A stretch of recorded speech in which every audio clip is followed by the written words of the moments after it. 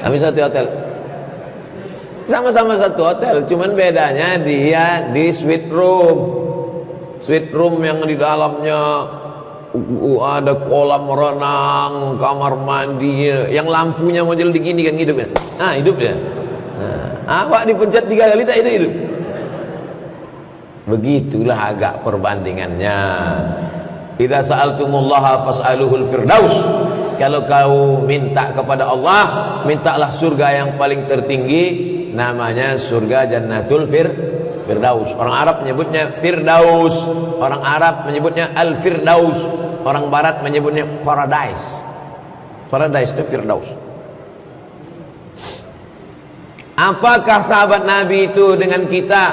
Sahabat Nabi itu langsung masuk surga, tak melewati neraka. Man qala la ilaha illallah Muhammadur Rasulullah dakhalal jannah. Siapa yang mengucapkan la ilaha illallah Muhammadur Rasulullah dakhalal jannah. Semua umat Muhammad sallallahu alaihi wasallam masuk surga. Nabi yang mengatakan. Datang sahabat bertanya, wa in zana wa in saraq, bagaimana kalau dia berzina? Bagaimana kalau dia mencuri? Kata Nabi, wa in zana wa in saraq, dia berzina, dia mencuri, tetap masuk surga. Pezina, pencuri masuk surga. Cuman dia obok-obok dulu di neraka. Masuk dulu ke dalam neraka sampai gosong, sampai hitam. Lalu kemudian dia seperti biji tanaman yang diletakkan di tepi sungai, kena cahaya matahari, dari biji hitam itu keluarlah tunas yang hijau putih. Begitulah penghuni neraka tadi masuk ke dalam neraka hitam, lalu kemudian dikeluarkan di tepi sungai surga.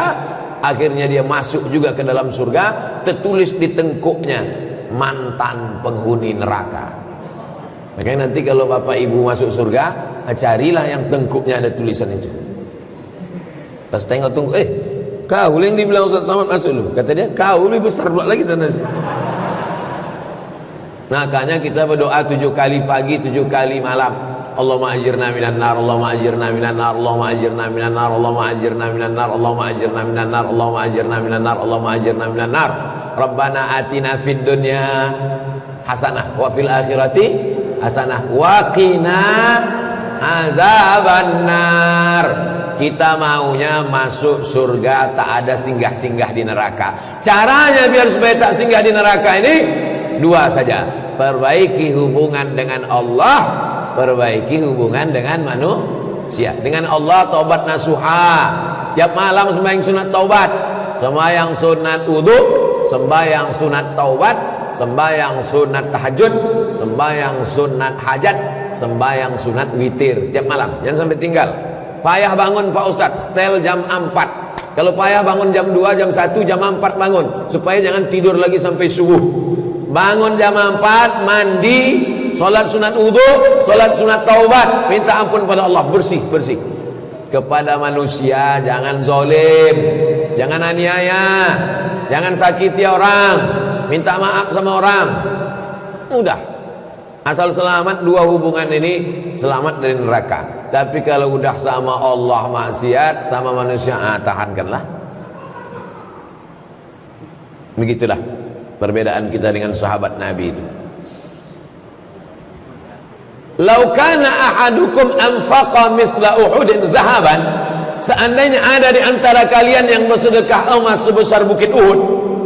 Ada di antara orang Pekanbaru ini sedekah emas sebesar bukit Uhud. Bukit Uhud itu panjangnya 7 km. 7 km itu kira-kira dari sini ke Batrepe lah ya. Dari sini ke Batrepe emas disedekahkannya itu tak sampai setapak tangan Abu Bakar Siddiq. Setapak tangan Abu Bakar Siddiq paling sekilo, 1 miliar. Emas 7 kilo. Kenapa beda? Karena kalian, kata Nabi, bersedekah pada saat aman, damai. Abu Bakar bersedekah pada saat genting, susah, nyawa taruhan. 13 tahun di Makkah, 10 tahun di Madinah. Abu Bakar Siddiq. Mudah-mudahan kita walaupun tak sebanyak amal Abu Bakar Siddiq, berjumpalah dengan Sayyidina Abu Bakar Siddiq di surga. Kenapa Ustaz tak minta jumpa dengan Nabi Muhammad? Kalau jumpa dengan Abu Bakar, tentu Abu Bakar ngomong sama Nabi. Ya Rasulullah, ada orang Pekanbaru nih, bawa masuk kata dulu. Istri saya punya utang lumayan banyak sebelum nikah, sampai sekarang belum diansurnya. Apakah saya sebagai suami wajib membayar utang bini saya ini? Kebetulan saya semalam melihat pesan Presiden B.J. Habibie ketika dia mau nikah dengan Ainun. Apa kata dia?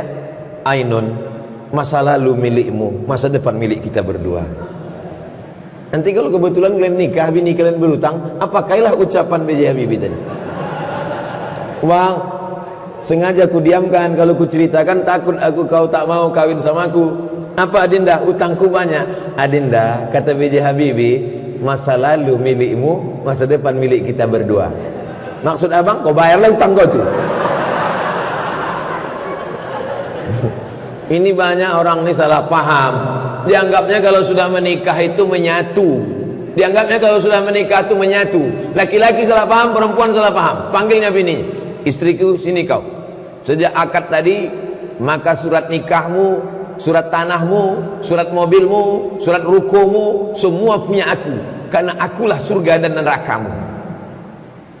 Tidak begitu guys. Hah?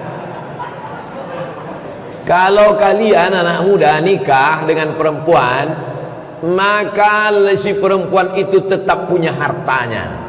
Ini ruko punya bapak dia, ini mobil hadiah dapat bonus dia dari kerja, ini gaji dia, itu punya dia.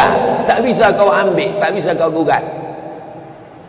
Kau pula kerja selama ini sebelum nikah, punya tanah, ini juga punya engkau, ini milik engkau, ini milik istrimu.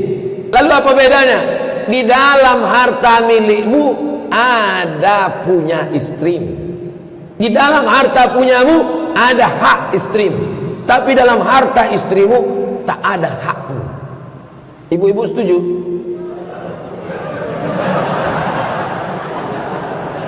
Di dalam hartamu, di dalam slip gajimu, di dalam rumah kos-kosanmu ada hak mereka. Apa itu? Nafkah. Makan, pakaian, tempat tinggal, pendidikan, perhatian. Di antara yang 5 ini cuma 4 yang tak ada duit. Makan, pakai duit apa tidak? Pakai sambal lah, belum pakai duit. Pakaian, pakai duit. Tempat tinggal, pakai duit. Pendidikan, pakai duit. Yang tidak pakai duit itu perhatian. Cuma kau tengok aja deh. Tapi lama-lama kau tengok kan, kau bawa juga dia ke mall kan, pakai duit juga. Kesimpulannya 5-5 nih pakai duit. Jadi laki-laki memberikan nafkah kepada istrinya. Makan, pakai, tempat tinggal, pendidikan, perhatian. Nah, masalah dia punya utang tadi, wajib tak kau membayarkannya? Maka perempuan punya harta, punya tanggung jawab. Tidak wajib. Tapi kalau kau cinta, jangankan utangnya, nyawamu pun kan kau berikan. Betul kan? Ini mesti dipahami orang dengan baik. Kalau tidak, dia tak paham mana aturan. Main bola aja kita mesti tahu aturan. Mana kiper, mana back, mana striker, mana hand, mana outside. Mesti tahu itu. Kalau tidak nanti si laki-laki menipu perempuan, si perempuan menipu laki-laki.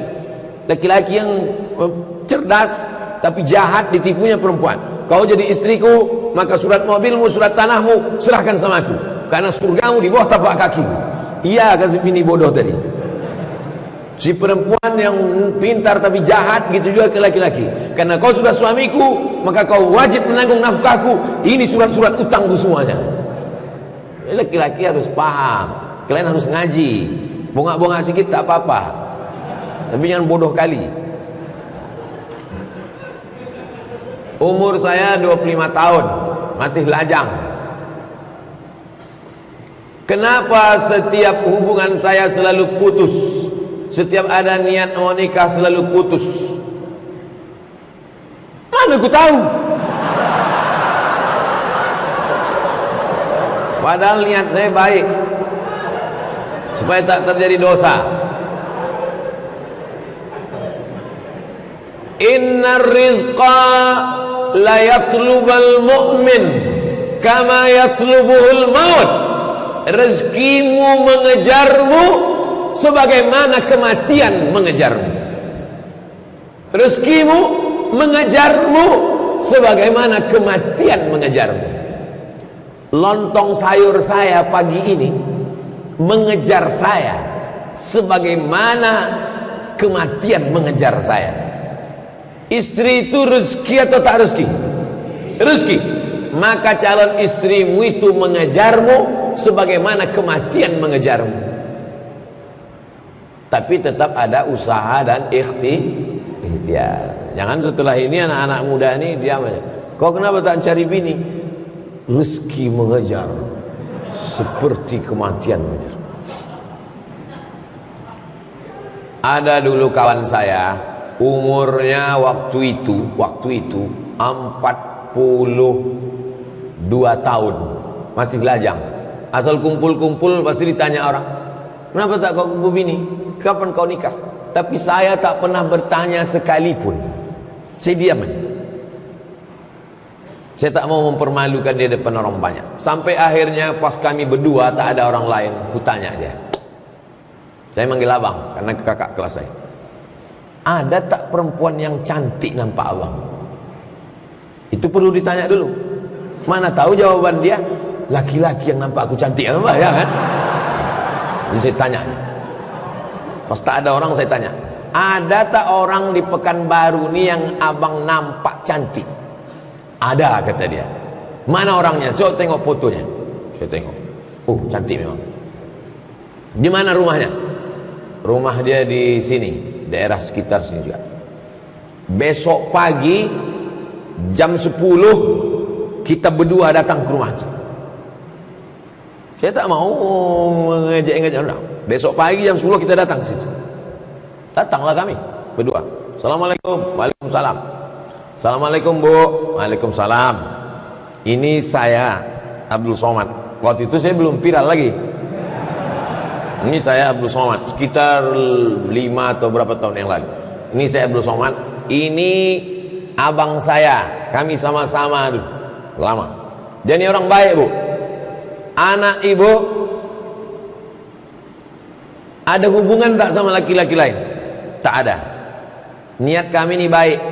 Kalau memang cocok kami mau minang anak ibu. Tapi sesuai dengan adat istiadat kita di bumi lancang kuning, kami tanya dulu. Kalau memang cocok nanti keluarga kami akan datang. Ayolah kami musyawarah dulu. Jadi antum ada tak perempuan cantik nampak antum? Cuman jangan antum bawa saya. Kalau saya antum bawa nanti saya diterimanya. Antum bawa Ustadz Al-Nob, Ustadz Fajriansah, Haji Endar, Haji Endar ini pun bahaya juga nih. Yang kira-kira tidak terlalu membahayakan lah. Jadi tak usah terlalu banyak teori. Nikah ni tak usah terlalu banyak teori gitu gini nah. Langsung to the point. Sipak gol, tak gol cari gawang lain. Jadi banyak orang sekarang berteori-teori. Itu tadi yang saya ceritakan itu true story, kisah nyata. Gitu juga kalau nampak saya ada jamaah begini begono, begini begono, begini begono, saya tanya mana? Kita datang. Apa boleh bertasbih, berzikir, beristighfar saat khotib Jumat berkhutbah? Macam tak ada waktu lain. Idza quri'al Qur'an, kalau kau dengar baca Quran, fastami'u lahu, dengar baik-baik, wa ansitu, diam, la'allakum turhamun, mudah-mudahan kau dapat rahmat. Saya sedang ceramah. Pas saya sedang ceramah, adalah orang tepat di depan saya tu baca Quran. Pas di muka saya, dia baca Quran. Saya bilang, kau kalau mau baca Quran pergi kau ke sana. Yang di muka aku nih kau baca Quran. Macam menantang betul dia. Kita ini bukan laptop Core 2 Duo yang bisa dua-dua sekali kerja. Kita ini perlu fokus dengarkan khutbah itu baik-baik. Tapi kalau ada orang mendengar khutbah tasbihnya sambil berjalan, itu sesungguhnya dia sedang zikir sir. Zikir itu ada zikir jahar, la ilaha illallah, la ilaha illallah, la ilaha illallah, namanya zikir jahar. Ada namanya zikir sir. Zikir sir itu tak berbunyi. Letaknya di mana? Dalam ismul mufrad. Allah Allah Allah Allah Allah Allah Allah Allah Allah Allah Allah Allah. Itu makanya kadang ada orang duduk tasbihnya, mulutnya tak ada bergerak. Itu namanya dia sedang zikir sir, zikir khafi di dalam, tak putus. Allah Allah Allah Allah Allah Allah Allah. Dalilnya apa? Alladzina yadhkuruna Allah. Orang yang menyebut Allah qiyaman waktu tegak, wa qu'udan waktu duduk, wa ala junubihim waktu baring. Allah Allah Allah Allah Allah Allah Allah. La, hadisnya mana? La taqumus sa'ah, tak akan terjadi hari kiamat. Tidak akan jadi hari kiamat selama di atas muka bumi ini masih ada orang menyebut Allah Allah Allah Allah Allah Allah Allah, tapi lidah tak bergerak di dalam. Jadi kalau saya khutbah, ada orang di depan metik tasbih, saya tak marah, dia sedang zikir khafi. Tapi kalau saya sedang khutbah, istighfarlah dia, Allah Allah Allah. Nah, ini tungkat. Itu. Macam tak ada tempat lain yang zikir. Idza qulta li sahibika ansit, kau katakan ke teman sebelahnya, diam. Faqad laghauta, kau sudah melakukan perbuatan lagha. Wa man lagha fala jum'ata lah. Siapa yang melakukan perbuatan lagha fala jum'ata lah. Ada tempatnya udah masing-masing. Mendengarkan khutbah itu pun zikir. Mendengarkan khutbah itu zikir. Kenapa kau katakan dengar khutbah ini tak zikir sehingga kau perlu berzikir lagi? Zikir jahar. Kalau zikir sir memanglah terus. Ada orang yang pakai zikir terus dipijit sambil dengar khutbah. Dia sedang zikir sir Allah.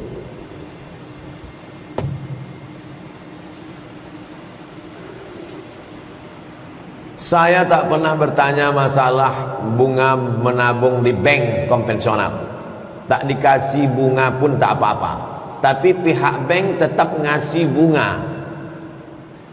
Kau menabung dikasihnya lah bunga.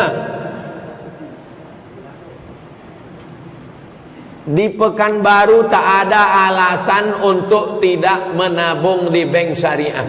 Bank Riau Kepri syariah, Bank Mandiri syariah, BRI syariah, BNI syariah. Kecuali kau tinggal entah di mana, di Australia atau entah di mana. Di Australia pun ada bank syariah. Kau tinggal entah di mana, entah di kutub utara, entah kutub selatan, tak ada di situ bank syariah. Hanya ada bank konvensional.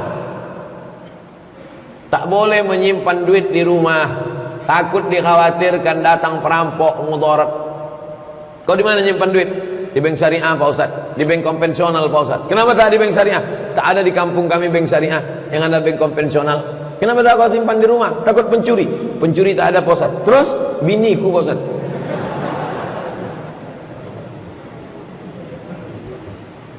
Maka kalau tidak ada lagi bank syariah, hanya bank konvensional, menjauhkan diri dari mudarat, daripada dibunuh orang, dirampok orang, digarong orang, dibuka orang rumah, diletakkan duit di bank konvensional. Bunganya di mana diletakkan? Bunganya tak boleh dibuang ke laut, bunganya tak boleh dibakar, bunganya diserahkan ke masalih ammah. Masalih ammah, kepentingan umum. Begitu dalam kitab Fatawa Mu'asirah, sudah diterjemahkan ke bahasa Indonesia, dicetak oleh Gema Insani Press Jakarta GIP, ditulis Syekh Yusuf Al-Qaradawi. Fatwa-fatwa kontemporer 3 jilid Syekh Yusuf Qaradawi, diantaranya fatwa tentang bunga bank diserahkan ke lembaga yang dinikmati masalih ammah masyarakat umum. Panti jompo, anak yatim, fakir miskin. Bingung kami gimana Pak Ustaz? Serahkan ke Ustaz Al-Nob, Yayasan Tabung Wakaf Umat.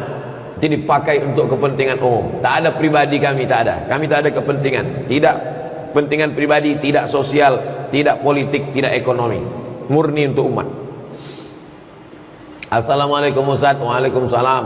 Saya Azril Muhammad Rizki, umur 14 tahun, dari Masjid Syuhada Damai Langgeng. Ustaz belum lama ini menyampaikan kajian di sana. Mohon doanya untuk saya agar bisa istiqomah menghafal Quran. Hafalan saya 15 juz. 14 tahun dia 15 juz. Itu saja Ustaz. Jazakallah khair. Ada pula gambar orang senyum di ujung. Nanti kita doakan anak ini dan anak-anak kita semua insyaallah. Ala hazihin niyah al-Fatihah.